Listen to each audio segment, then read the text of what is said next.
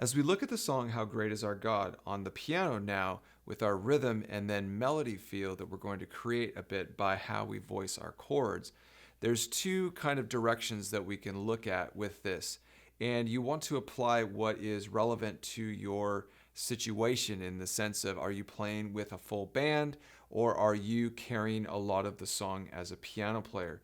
Maybe it's in the setting of small group or some other forum where more rhythm and sound is needing to come from you.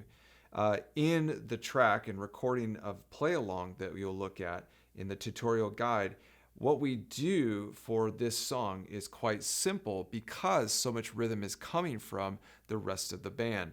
And acoustic and bass and electric guitars, other instruments carry a lot of the rhythmic feel. So again, it's this thing of setting and situation that you really need to be aware of as a musician.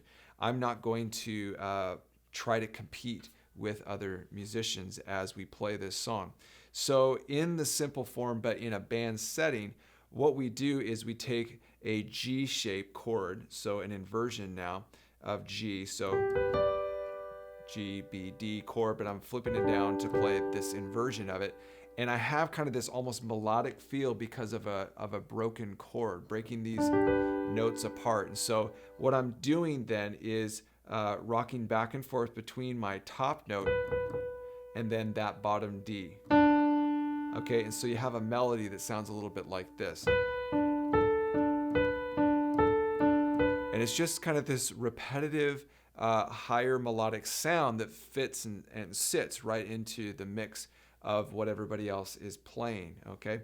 And so it's going to have a slight little variation because this loops around for a lot of beats. And so think of it in kind of a 2-measure cycle, 4 beats each. You're counting 1 and 2 and 3 and 4 again, 1 and 2, now 3 and 4, and it's just that little drop down to a G that your right hand does on that beat 3 of the second measure. So again, 1 and 2 and 3, and now second measure, 1 and 2 and 3 and 4, and back up and 2. Now you repeat the whole thing over. That happens on the verses specifically, and then you just maintain that high note of the B and the A through the chorus. Now, through second chorus and further on through the song, especially the bridge, you want to add a little bit more. And so what you can do then is the full broken chord feel where you're playing now the G and the B together, kind of in a thirds arrangement. You'll notice I'm using my my second and fourth fingers for this. That's because it's going to be a little more conducive to smooth playing between my fingers for those notes, to put them together, and then have my third finger be dedicated to that A note. So this would be more for the choruses after the first one and the bridge, and creating just a little bit bigger sound.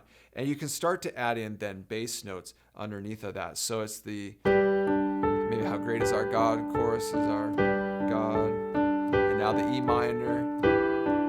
And so the right hand still stays in place. And so you do that quite consistently through the whole song. And now the D,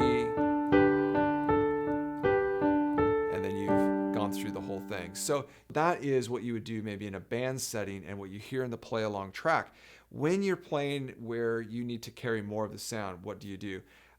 You could carry that type of a broken chord feel. I think that's okay. But at the beginning, you don't want to be too busy and overpowering. So to just kind of fill out the chord with what would seem to be more of a normal chord shape. Even you could play octaves and then almost kind of a quarter note, the splendor of the king. You could break that apart.